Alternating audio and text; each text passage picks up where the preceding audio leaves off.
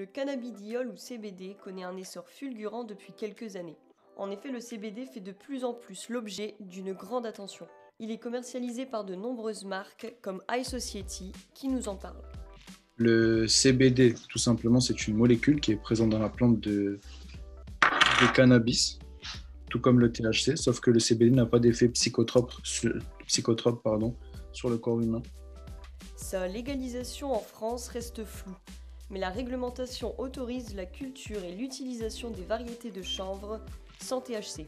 Les gens qui sont assez intrigués de voir que y a un produit qu'on a matraqué médiatiquement qui était illégal et que le même produit sous un autre aspect avec d'autres molécules présentes paraît légal au niveau de la Cour européenne. Donc forcément ça intrigue.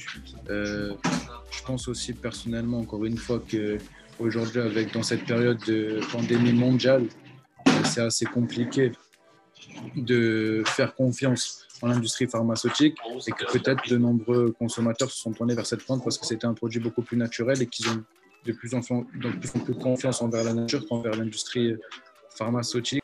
Huile, fleurs ou encore résine de CBD, le cannabidiol se décline en une multitude de formes. Ce serait peut-être les huiles et les fleurs qui se vendent le mieux. Tout simplement parce que c'est peut-être les deux modes principaux de pouvoir utiliser le CBD. De plus en plus réputée pour ses nombreuses vertus, l'huile de CBD s'avère également bénéfique pour les animaux. Ce qu'il y a une gamme, en fait, c'est une huile qui a été créée pour les animaux. De plus en plus de personnes avaient une attente et une demande sur ce produit-là. C'était un marché qui était en train de se développer, donc naturellement, on s'est positionné sur ce développement de produit. Les personnes qui utilisent ça ou qui le prennent pour leurs animaux, je pense le mettre dans des gouttes. Mettre les gouttes dans des croquettes et ça doit soigner l'arthrose de leurs animaux de compagnie. Des centaines de personnes consomment du CBD à des fins thérapeutiques. 3 consommateurs lillois témoignent. Pourquoi consommes-tu du CBD et quels sont les bienfaits? Alors, pour le coup, c'est la première fois que je vais essayer là tout à l'heure.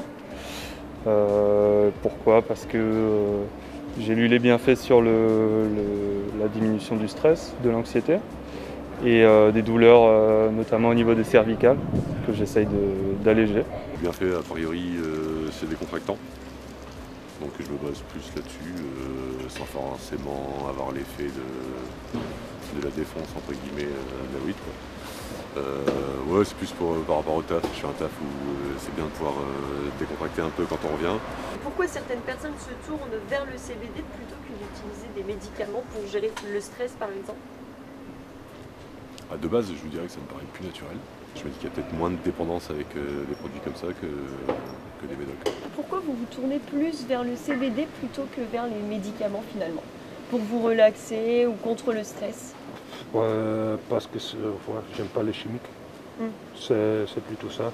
Et je peux pas échapper le stress pour l'instant.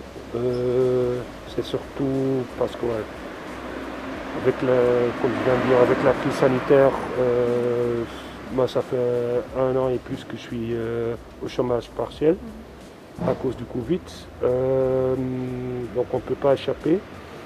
Mais on peut choisir la façon comment de gérer son stress.